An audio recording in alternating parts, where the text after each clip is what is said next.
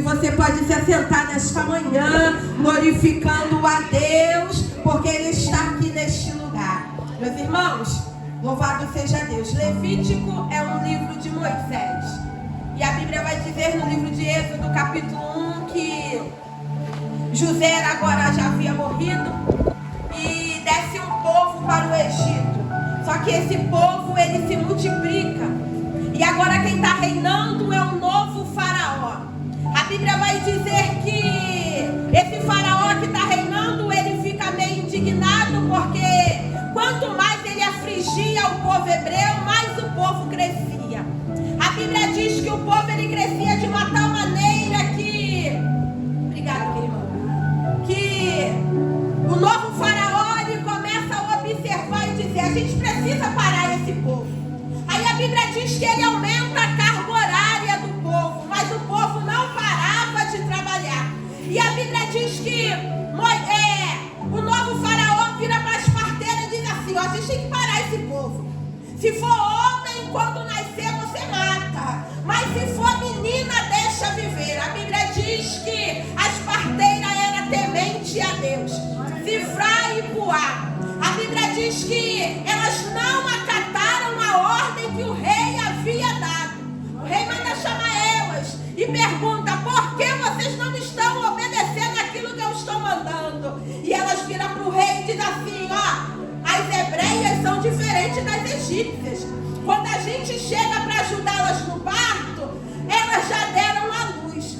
Só que agora tem um novo comando. E o comando é: manda os soldados entrarem nas casas e se tiver menino, joga dentro do rio Nilo. A Bíblia diz que tinha uma família da tribo de Levi, um varão da tribo de Levi, que casou com um homem da tribo de Levi. A Bíblia diz que agora essa família, a Bíblia diz que essa mulher, por nome Joquebede, dará luz a um menino. E a Bíblia diz que o menino era tão formoso que ela vai esconder o menino durante 3 meses. Repita após minha igreja: 3 meses. Aí a Bíblia diz que ela pôde esconder até onde ela podia esconder. Analisa comigo que quem sabe o seu esposo chegando de um dia árduo de trabalho e a mulher dizendo: marido, eu acho que eu estou grávida. Naquela época não tinha ultrassonografia, irmãos, igual tem nos dias de hoje. Eu analiso sem ferir o texto, olhando para aquela notícia e dizendo: tomara que seja menina, porque se for menino tem um decreto de faraó para matar. Flávio Josefo chega a escrever, irmãos, que as mães ficaram tão temerosas que quando os soldados entravam, invadiam as casas, pegavam os meninos e jogavam dentro do rio, os gritos das mães eram tão grandes que em todo o Egito se dava para ouvir. Aí a Bíblia diz que Joquebede, ela está grávida, o menino nasce e ela tenta esconder por 3 meses. Só que o menino vai crescendo, irmãos, e Joquebede, ela entende que não tem como esconder mais um menino. Eu analiso, eu sou mãe de 2 meninas, uma agora tem 19, a outra tem 9. Não parece, né, irmãos? Eu sei disso, né? Glória a Deus por isso. Que criança, Jéssica tem um bebê e sabe, criança quando está com fome ela chora. Só que agora eles estão debaixo de um decreto, porque esse decreto é um decreto de morte. Só que quem está ali para ser morto é alguém que tem promessa lá na frente. Aí a Bíblia vai dizer que ela tenta esconder. Eu imagino, irmãos, como é que aquela mãe consegue esconder aquele menino. Porque criança, quando tem fome, ela vai chorar.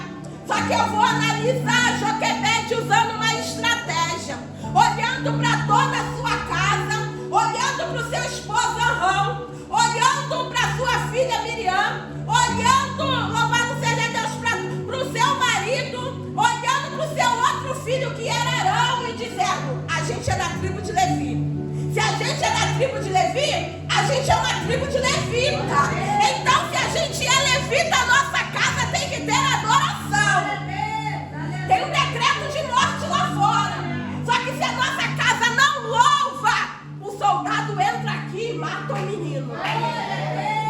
que agora eu vou entender que tá chegando a hora, né? Antigamente era assim, a criança mamava de 3 em 3 horas. Hoje mudou, né, Jéssica? Hoje, antes de 3 em 3 horas, a criança tá chorando, querendo mamar. Eu conjecturo, né? Moisés ali dando, a mãe dele deu mamar para ele 9 horas da manhã. 15 para meio-dia. Joquebede já está observando e dizendo: daqui a pouco ele vai querer mamar de novo. Glória a Deus. Eu imagino ela já observando o menino despreguiçando, porque a gente que é mãe é assim, né? Menino vai resmungando, resmunga de um lado, resmunga do outro. Eu imagino Joquebede olhando para Arão, olhando para Miriam, olhando para Arão e dizendo assim: ó, se a nossa casa é de levita, a gente vai começar a adorar agora. Porque se a gente não adora, os soldados entram aqui, entra, pega o menino e mata o menino. Eu conjecturo Moisés já querendo começar a chorar, Miriam olhando para a mãe, Arão olhando para a esposa, e Joquebede já ouvindo os passos do soldado e dizendo: Arão, ô Miriam, ô Arão, canta, porque se vocês não cantar, os soldados entram aqui e matam o menino. Tem uma ameaça de morte, irmãos, mas tem uma casa que adora. Tem uma ameaça de morte, irmãos, mas tem uma casa que serve a Deus. Só que agora o menino vai crescendo. Joquebede entende, não tem mais como eu esconder o menino. Coloca o menino dentro do rio Nilo e manda Miriam observar para onde vai aquele cestinho. Só que aquele dia, a filha de Faraó decide se banhar. E ela decide se banhar, e as suas donzelas vão passear à beira do rio e observar para onde, para que não esteja nenhum animal feroz que ataque a princesa.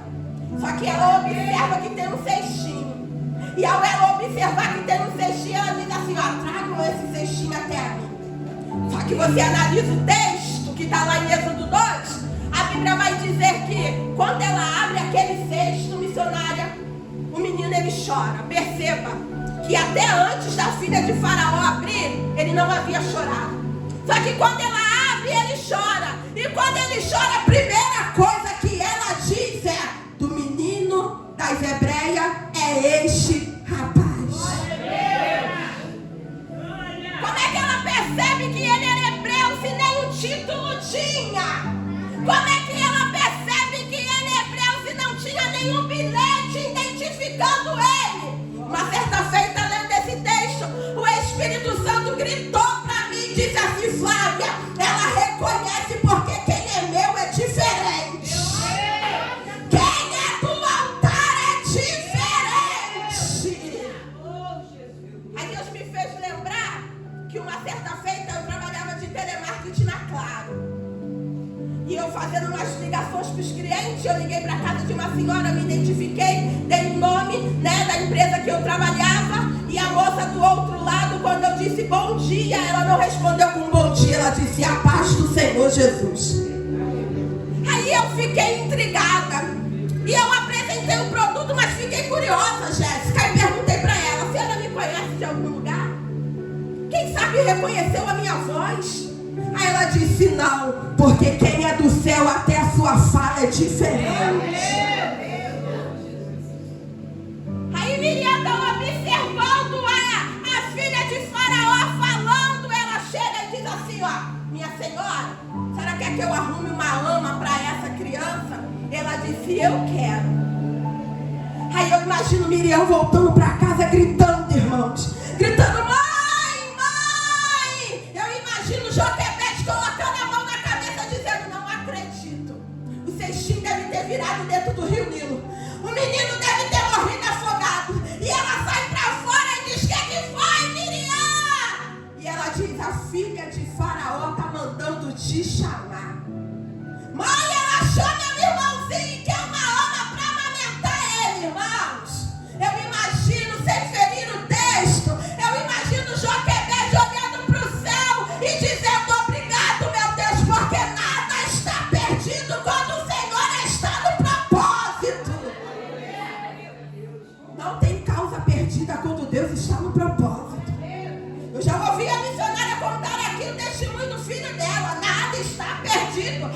tem uma palavra de Deus para a tua vida nesta manhã.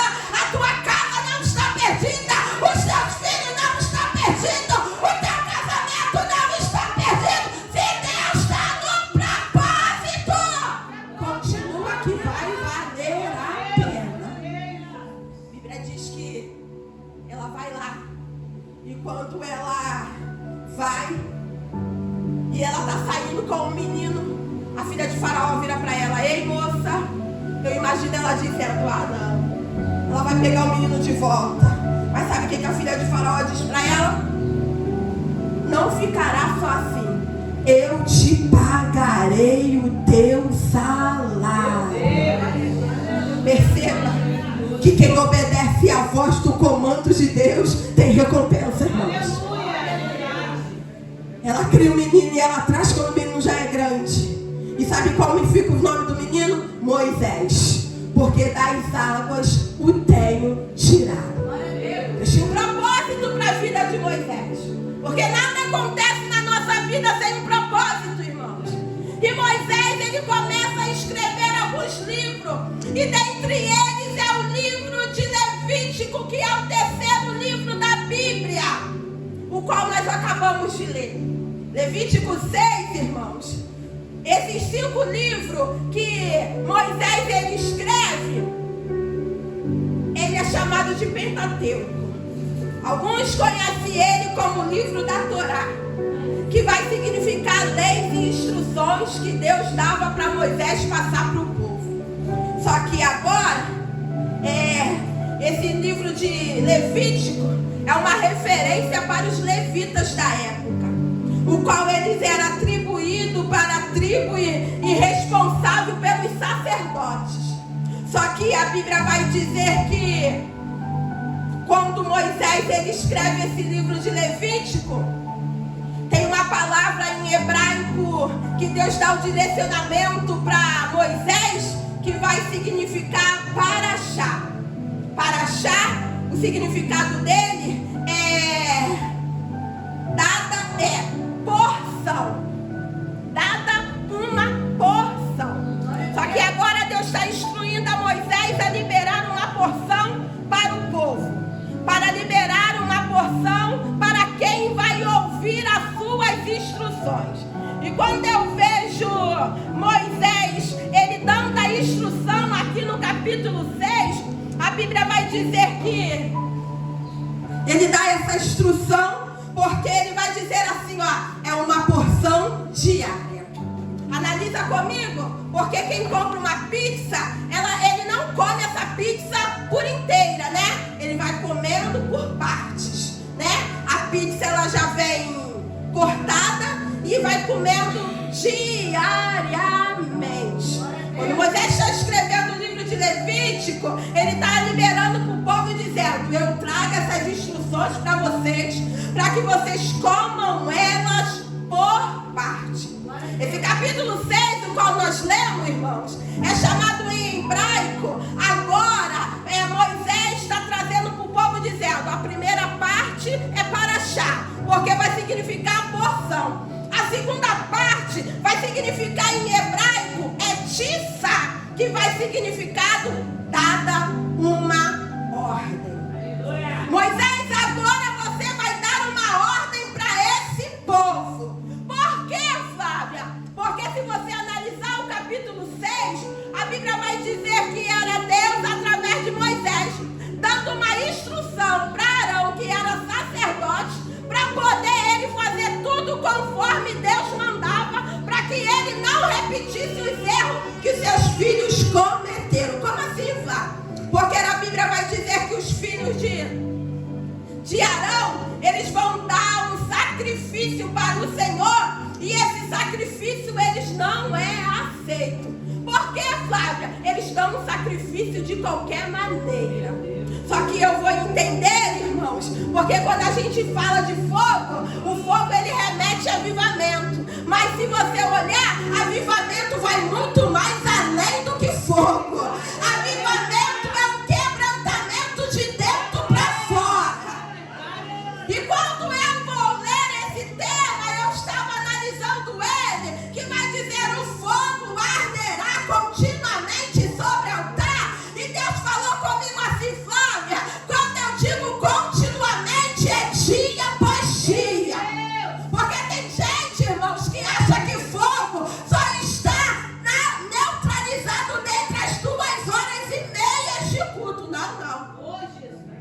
é continuamente.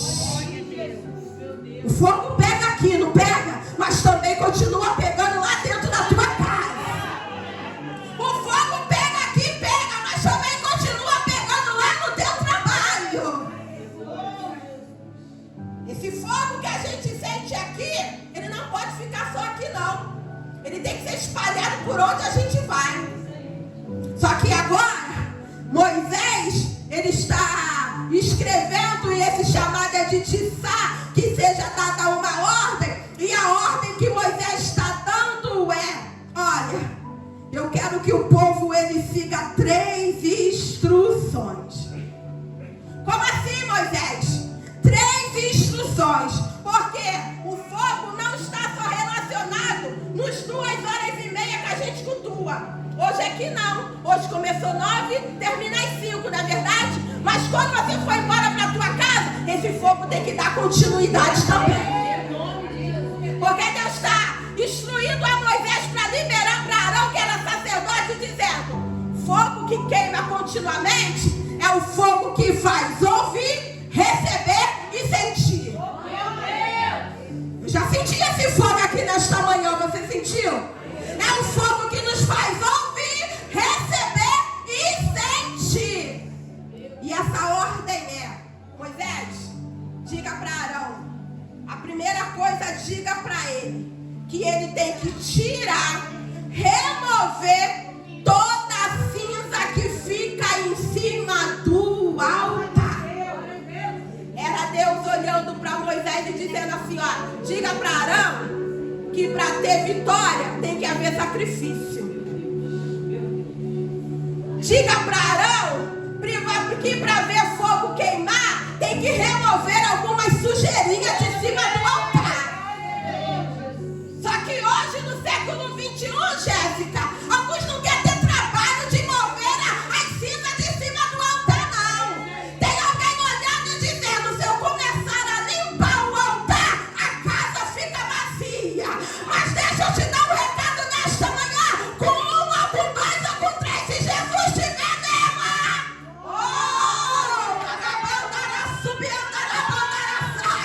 Se Jesus te venema, isso é que importa. Porque ele nunca olhou para a quantidade, e sim para a qualidade. Moisés está dizendo assim, ó: se é para dar ordem, Deus só trabalha com ordem e decência.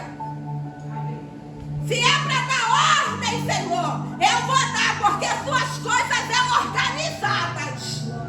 Aí ele está dando a primeira instrução para Arão e dizendo: a primeira ordem Deus já deu, é remover as cinzas. Vai dar trabalho? Vai às vezes mexer com o teu ego? Vai. Tu não vai querer fazer com medo de perder pessoas, mas é melhor perder pessoas do que perder a presença. É melhor perder pessoas do que perder a presença.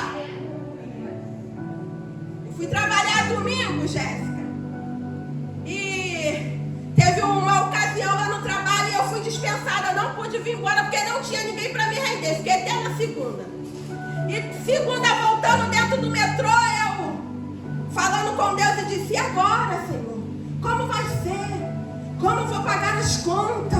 Chega no final do ano. Aí o Espírito Santo começou a ministrar comigo e dizendo: Flávia, se eu cuidei de você até agora, eu continuo cuidando. Aleluia, Deus. As lágrimas foi caindo debaixo dos óculos no rosto.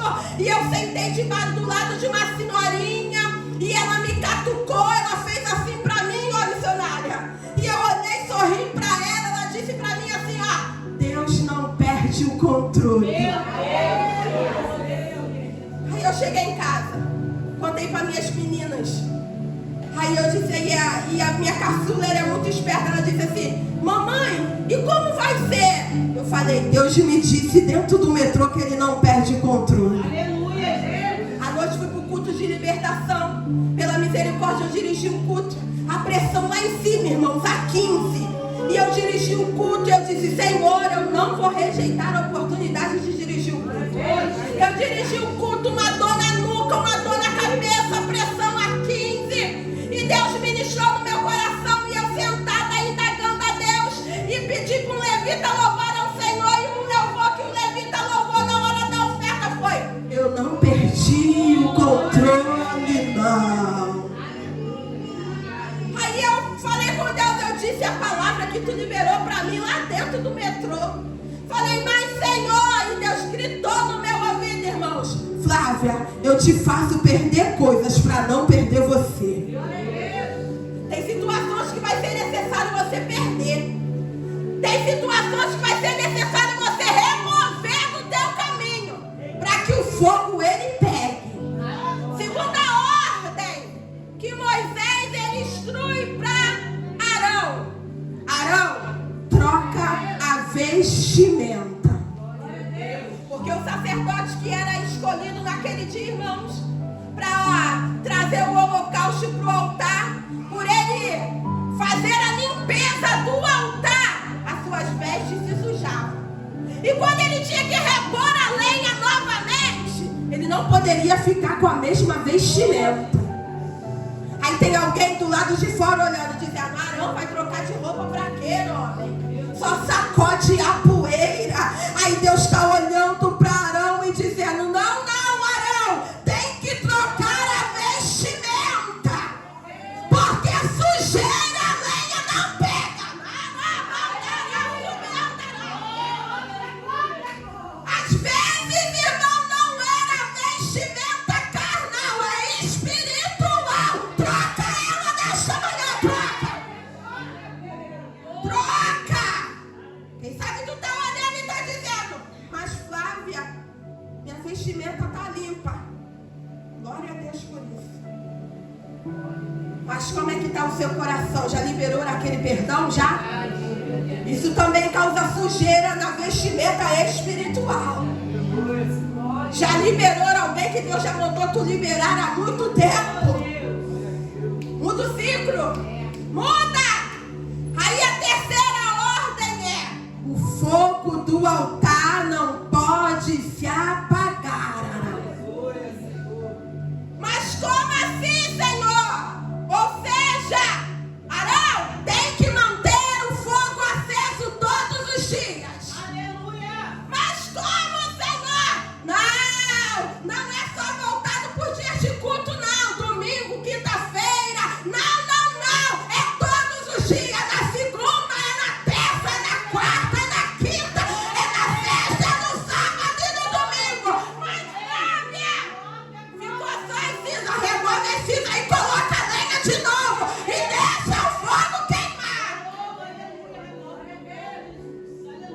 Era Deus olhando para Moisés e dizendo: diga para Arão que toda oferta que você coloca no altar, que vira cinza, significa que já queimou. E se já queimou, cinza não remete fogo. Então você tem que fazer o quê? Trocar a lenha. Aí tem alguém olhando e dizendo assim: mas Flávia, eu estou de pé até hoje. Eu acredito que seja por causa desse fogo. Aí Deus está olhando e dizendo: não. Porque você está de pé, porque você troca a lenha todos os dias. Porque o que você aconteceu lá atrás já queimou há muito tempo. Aí Deus está olhando e está dizendo: é lenha nova. Tem que ser lenha nova. E como é que eu obtenho lenha nova, Flávia? É orando, jejuando, é buscando, é fazendo leitura da palavra diária. Isso é colocar lenha nova. Porque tem gente que acha que sabe demais e na verdade não sabe de nada. Não é verdade? Não. Essa palavra eu já li, não vou ler não. Que assim, né? Não sei vocês, mas cada um tem seu particular de fazer sua devocional pela manhã. Às vezes a gente abre a Bíblia e diz: essa palavra eu já li várias vezes. Mas Deus naquele dia quer falar com você diferente. É uma lenha nova. Só que agora Deus está olhando para Moisés e dizendo: você vai instruir isso tudo para Arão. Porque fala para Arão que eu não aceito graveto no altar. Mas Flávia, não é parecido graveto com lenha? É parecido, mas não é a mesma coisa. Parecer é uma coisa, ser é outra. Mas por que não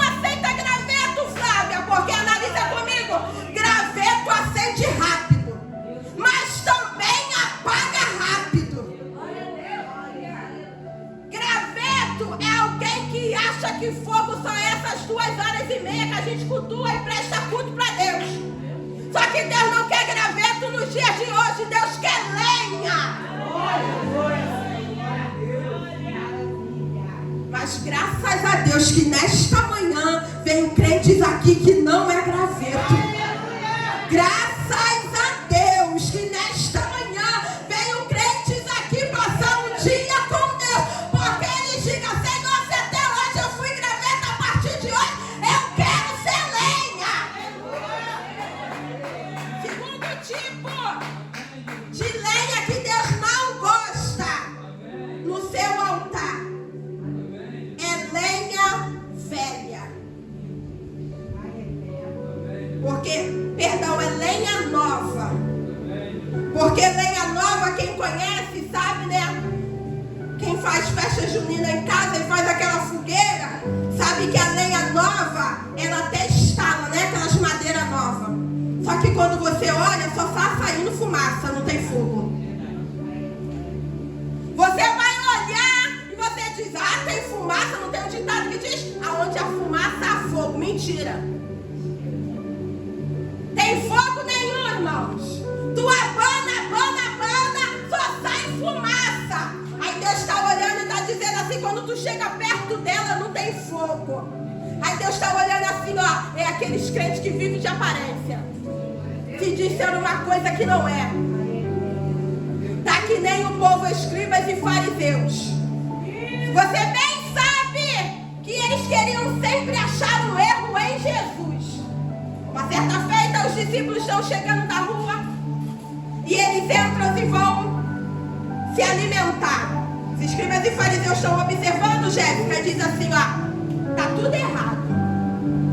Os anciões, os judeus da época, antes sequer eles lavam as mãos. Não sabe que os alimentos têm impureza. Aí Jesus está muito indignado aquele dia, ele diz assim, ó, hipócritas são vocês. Porque vocês me servem com lábios, mas o coração, ó, está muito longe. Sabe o que Jesus estava dizendo para eles? Vocês são muito bons em falar, mas em praticar são péssimos. Posso melhorar para vocês? Jesus dizendo para os escribas e fariseus da época. Posso melhorar para vocês? O que contamina o homem não é aquilo que sai, não, mas é aquilo que entra. Aí a Bíblia vai dizer que Arão está olhando e está ouvindo as instruções de Moisés, porque está dizendo assim, ó, porque tem aparência que está pegando, mas não está pegando nada. E sabe o que Deus gosta, irmãos? Deus gosta de lenha velha. Como assim, Flávio? Porque a lenha velha, no primeiro fogo, ela acende. Meu Deus! Eu vou melhorar. A lenha velha, no primeiro vento, melhor dizendo, ela acende. Ela está olhando e está dizendo, se está ventando é porque Deus está no controle. Oh! Aí o que faz? Acende. Vai lá, irmãos. Pega madeira velha, madeira usada, lenha velha, né? Coloca fogo. No primeiro vento, abana, no primeiro ela acende. Isso é tão real, irmão, que hoje o inimigo fez de tudo para tu não chegar. O vento soprou, mas graças a Deus que o fogo acendeu. E você está aqui nesta manhã. Deus está dizendo nessa manhã para mim e para você. A chama, para ela se manter acesa, a responsabilidade de manter o fogo aceso é minha e sua.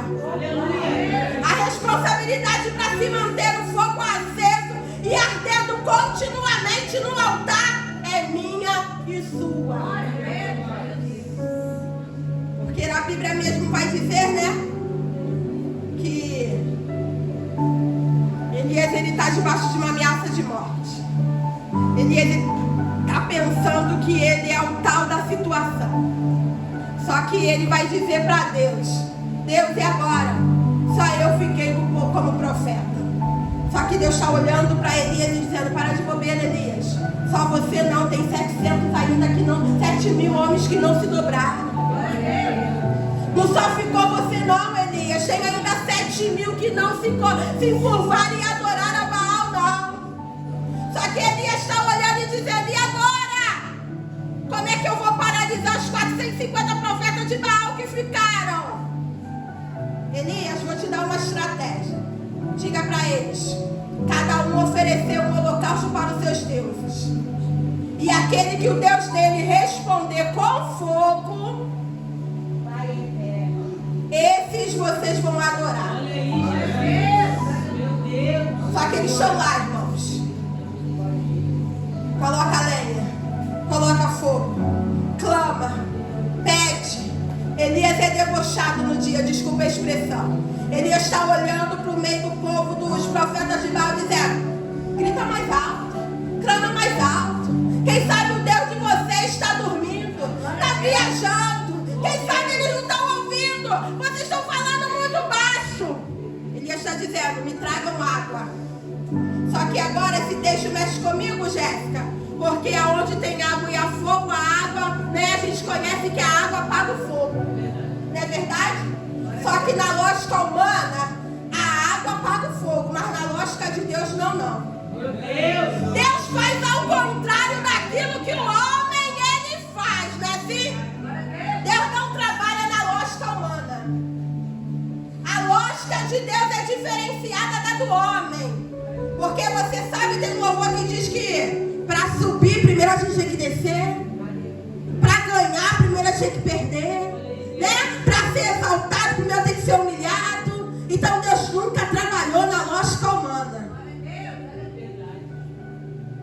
Aí agora vai lá Elias, coloca no rego, a água desce, o fogo se acende. Aí os profetas de Baal estão olhando e dizendo, oh! E ele diz, qual foi o trato? O Deus que responder com fogo, esse nós adoraremos e serviremos. Aí está lá os profetas de Baal, quando o fogo está queimando, eles estão dizendo, só o Senhor é Deus, só o Senhor é Deus, só o Senhor é Deus, e não há outro Senhor igual a Israel, igual esse Senhor. Tem um recado de Deus para você que veio aqui nesta manhã, com o título dizendo que o fogo arderá continuamente sobre o altar e não se apagará. É Deus olhando para nós nesta manhã e dizendo, quer ser uma lenha que se mantenha acesa? Seja uma lenha que seja uma lenha velha, porque quando o vento sopra, tu não fica paralisado com o vento.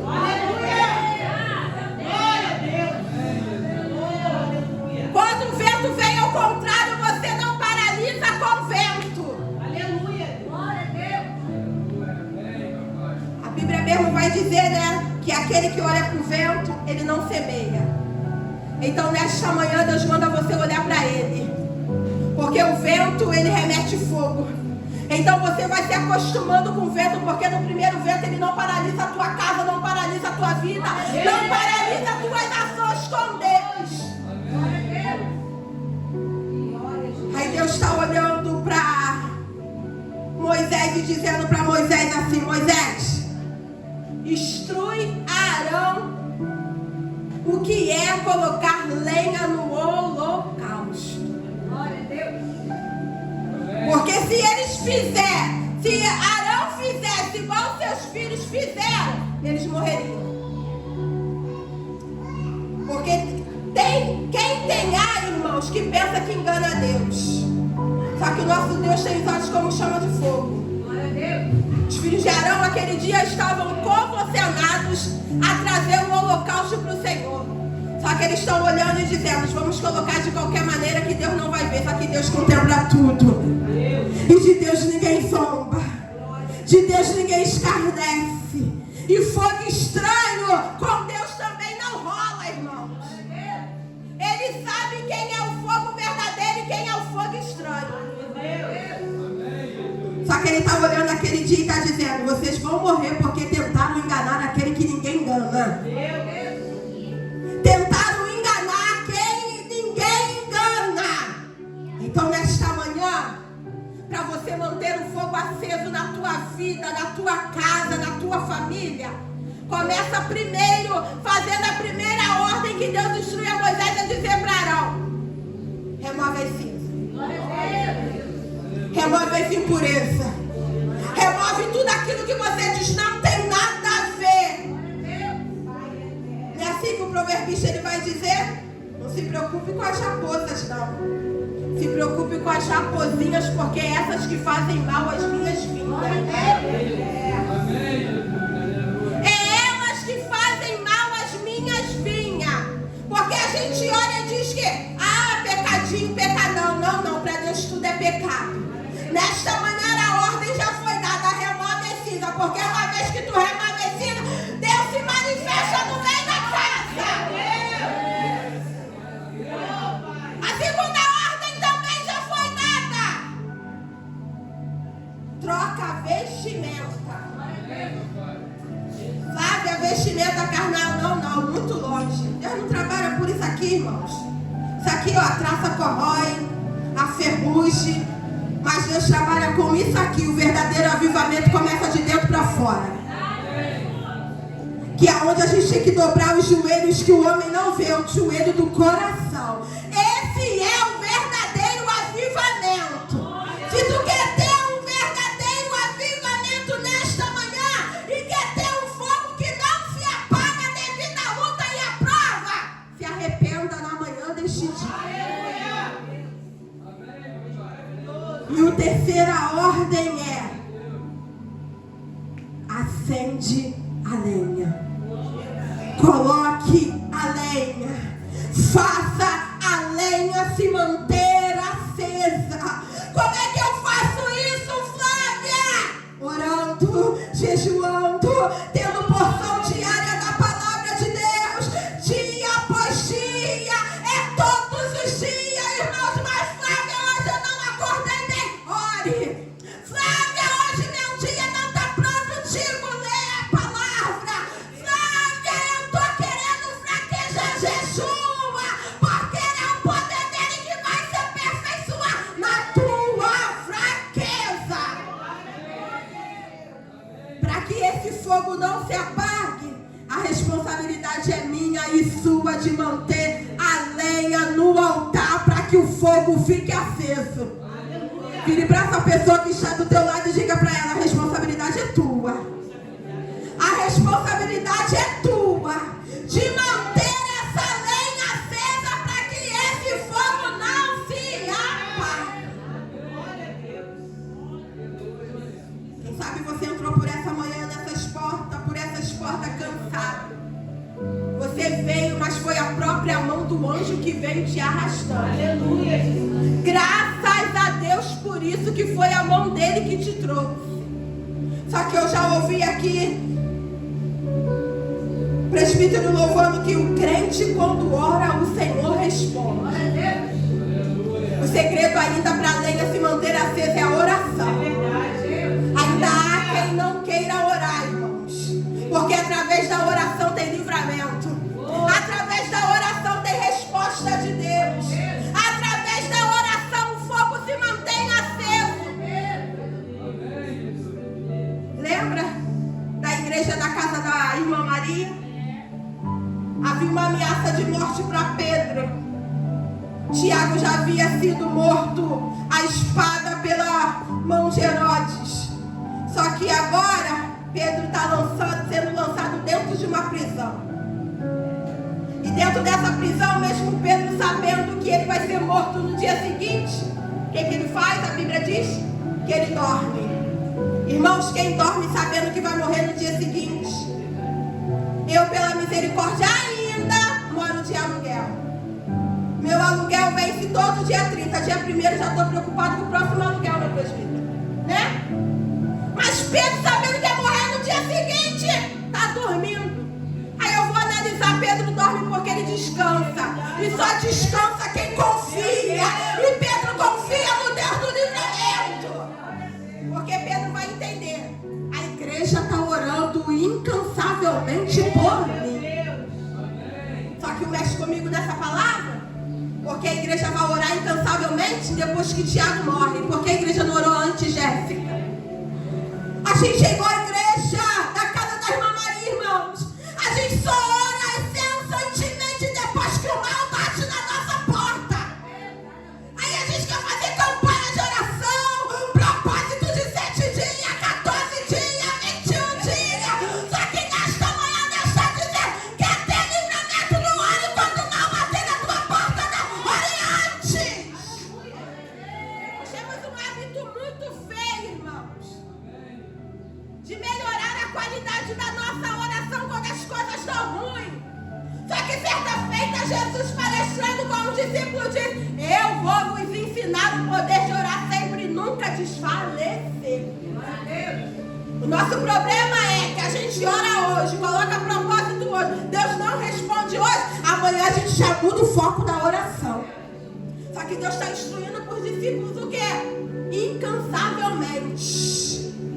É perseverança. Porque uma coisa que o nosso inimigo é mais do que muitos crentes, é perseverante. Ele não cansa dia após dia de destruir a minha casa, a tua casa, a minha família, a tua família. Só que Pedro, ele está dormindo porque ele sabe que tem uma igreja orando por ele. A Bíblia diz que Pedro, Herodes, sabia tanto, irmão, conhecia tanto o poder do Deus que Pedro servia. Ele diz assim: ó, esse homem que já fez até morto ressuscitar, o que é para ele essa prisão? Não é nada. Então ele vai colocar o quê? 4 soldados em cada. Pedro está preso em 16 prisões, irmão. Entre 16 prisões. E cada cela tem 4 soldados guardando a vida de Pedro. Só que naquele dia, por causa da oração da igreja, o anjo desce. Eu vou repetir novamente porque Jéssica entendeu. Por causa da oração da igreja, o anjo desce. E vira para Pedro e diz: levanta, Pedro. Calça as sandálias e vem comigo. Pedro está saindo, o anjo olha e vê que Pedro deixou a capa. Diz: pega a tua capa. Aí eu analiso, Jéssica, eu fico vendo essa palavra, eu fico: gente, se era para Pedro sair da prisão, que era a capa. Pedro arrumava outra capa depois. Aí o Espírito Santo uma vez ministrou no meu coração. Sabe por que eu mandei Pedro pegar a capa? Porque nada do que é teu fica para trás. Tu tem mão para receber nesta manhã, irmãos. Nada do que é teu fica para trás. Olha, eu quero melhorar isso nessa manhã. Todos que é teu vai entrar na arca. Vai. Isso é profético. Nada do que é teu fica para trás.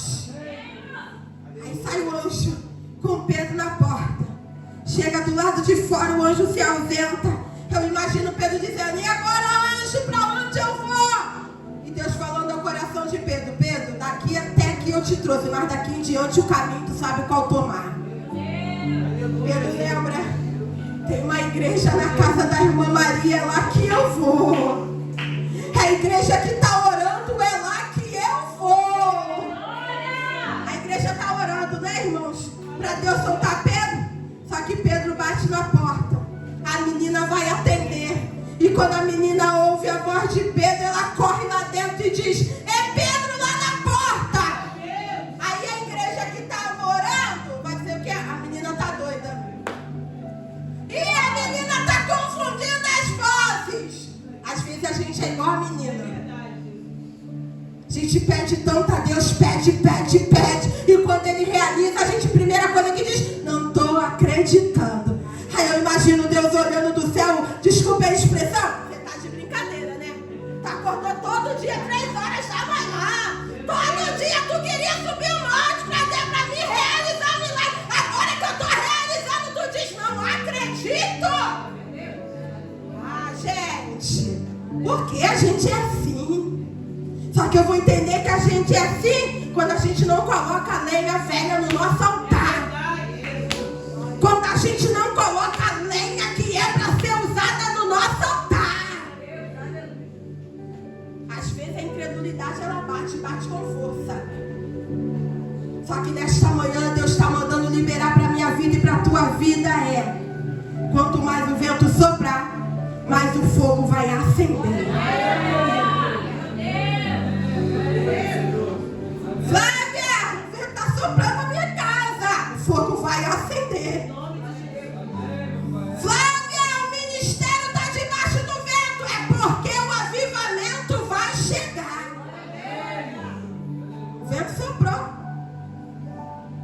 2 meses atrás lá na minha igreja. Jéssica sabe, perdemos 3 pessoas em apenas 1 mês, irmãos. O luto bateu com força no nosso ministério. Só que ficamos 1 semana de luto. A igreja fechou literalmente. Só que a ordem foi dada para o nosso ministério: cessa o luto, porque a fogo continua, tem que ficar aceso.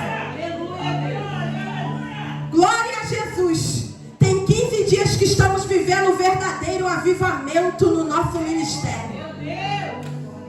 Tem 15 dias que Deus está bradando no culto de segunda, na consagração de terça, nos cultos de sábado, no culto de domingo. Quem está do lado de fora está olhando e está dizendo como é que pode. E a gente está olhando e está te respondendo. É o fogo que continua aceso. Esse processo não pode apagar a chama que arde em você. Esse vento não pode neutralizar este fogo que arde em você. Eu tenho uma ordem de Deus para as nossas vidas nesta manhã. Continue e vai até o fim. Lembra que a palavra continuidade remete dia após dia. Dia após dia. Mas quem sabe você não quer mais que esse fogo se mantenha aceso, porque na sua caminhada o cansaço ele bateu. Mas nós temos que vigiar muitas coisas com aquilo que a gente fala com Deus.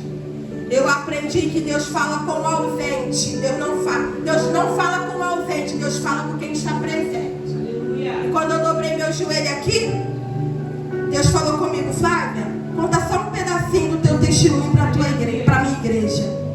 Só para elas entenderem, né? O que a gente fala com Deus é coisa muito séria. E eu tenho certeza que esse testemunho vai servir para alguém. Há 2 anos atrás, Jéssica, eu tive uma crise de asma muito forte. E a minha filha mais velha, ela tinha uma festa do pijama para ir. E ela disse: mãe, tem certeza que eu posso ir? A senhora não está passando mal? Aí eu disse: vai, porque ela é muito caseira, irmãos. E ela quase não sai, eu deixei ela ir. E eu fiquei com a caçula em casa. A caçula na época tinha 7 anos. E a Maria Cecília, ela sempre foi muito esperta. A gente costuma dizer lá em casa, né, Josi? Que a Maria Cecília tem idade de um idoso de 70 anos. De tão esperta que ela é. E aquele dia eu levantei, e ao mesmo tempo eu caí. Maria Cecília rapidamente ligou para os meus pais e disse: mamãe está passando mal. Meu irmão tinha acabado de chegar na casa dos meus pais, irmãos, e rapidamente me colocou no carro dele e me levou lá para o UPA de Jardim Iris. Eu entrei na sala vermelha desacordada. Minha cunhada conta que a enfermeira, que a doutora daquele plantão, ela disse assim: vamos colocar ela no balão de oxigênio, senão a gente vai perder a vida dela. Eu fiquei, irmão, naquele balão de oxigênio. E eles verificando a minha saturação chegou a 80. E a médica disse para mim assim: Flávia, depois que eu acordei: Flávia, se a tua saturação descer para 76, a gente te entuba. Eu estou fazendo de tudo para ela subir, mas ela não sobe. Nós vamos fazer um exame para ver a oxigenação do sangue. Quem já fez, irmão, sabe que dói muito, é no punho. E eu chorava muito. Aí eu disse para ela: senhora, espera eu me acalmar um pouquinho. E ela disse assim: tá bom, eu vou esperar, vou ali ver outro paciente. Quando eu voltar a gente faz. Mas tem um porém: se tu não deixar eu fazer no punho, vou ter que fazer na virilha, que dói muito mais. E eu chorando, a enfermeira-chefe daquele plantão chegou perto de mim e disse assim: mas moleque, tanto tu chora. Eu disse: eu choro porque eu sou crente. E eu entendo que Deus não leva ninguém a um determinado lugar sem um propósito. Ela olhou para mim aquele dia, ela disse assim: você perguntaste bem para ele, porque eu sou pastora de uma igreja e a tua pergunta para Deus está correta. Virou as costas.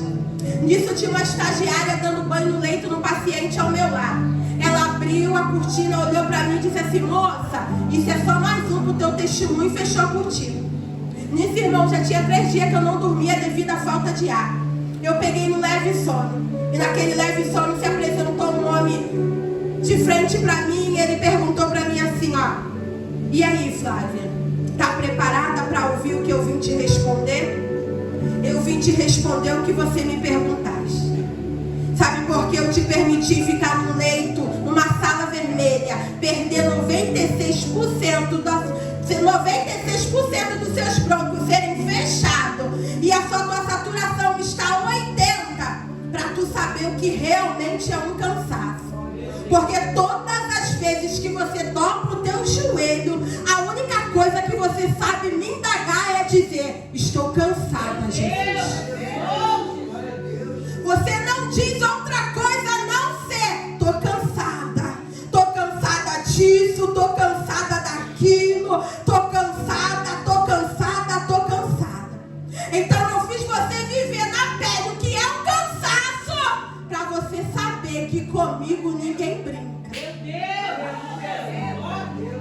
Aí ele ainda me perguntou mais, Jéssica: e aí, Flávia, vai dizer que está cansada ainda? Eu não sou boba, irmãos.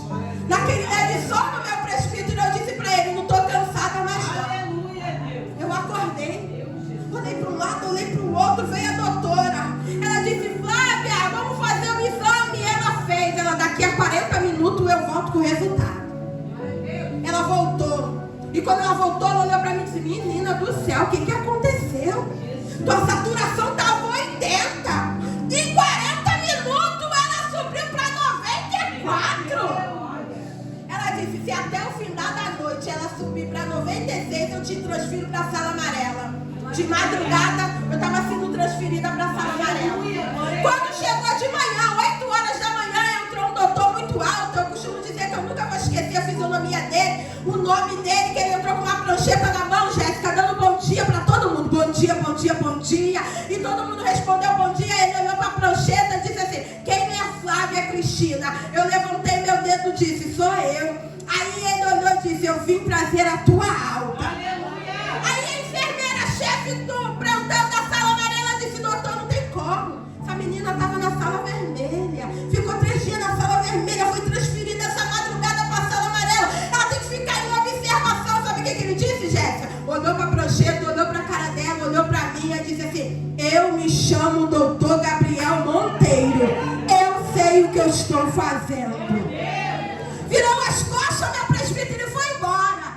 Aí eu fiquei com aquilo na minha mente: Gabriel, Gabriel, Gabriel. Porque a gente que prega, né? A gente fica meio, às vezes, fazendo uns questionamentos. Eu falei: Senhor, qual era a mesma função de Gabriel quando ele descia na terra?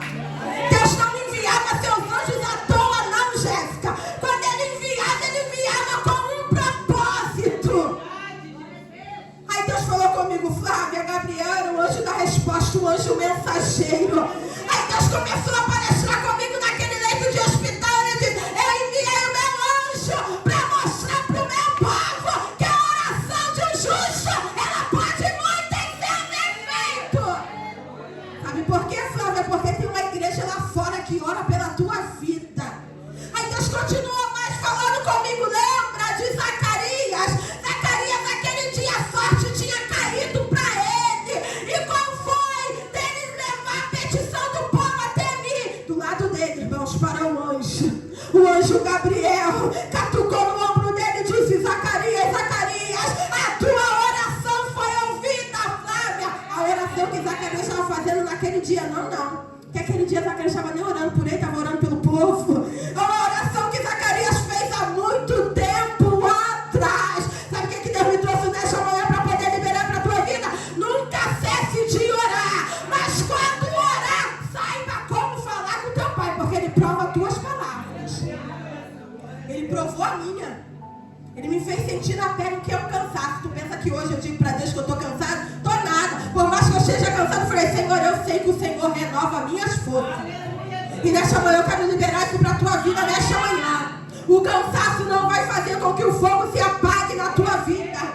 O cansaço não vai neutralizar a chama que arde dentro de você. Eu quero que você se coloque de pé. Eu quero te convidar. Eu posso, Jéssica, convidar a vir aqui na frente. Você que por algum momento está perdendo essa chama, não está deixando mais esse fogo arder como ardeu outrora lá atrás. Eu quero te convidar, que eu quero orar pela tua vida. Nesta manhã é manhã de renovo. Nesta manhã é manhã de brasa viva. Nesta manhã é manhã de força.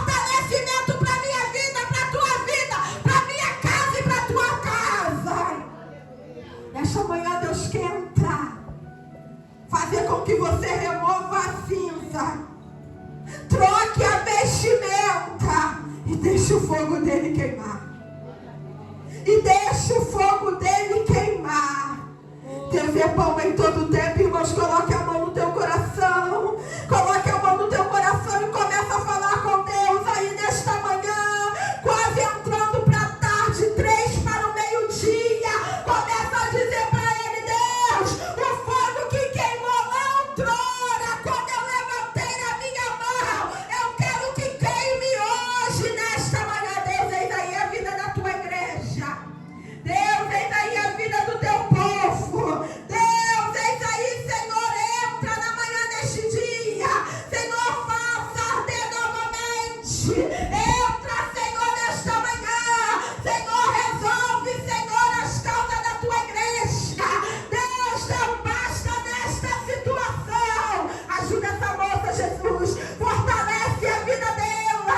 Todo decreto do diabo que alcançou na casa dela, pelo poder que há no teu nome, dá fortalecimento, dá força, Senhor, dá força nesta manhã. Mostra para ela nesta manhã que o Senhor não perdeu o controle da situação. O Senhor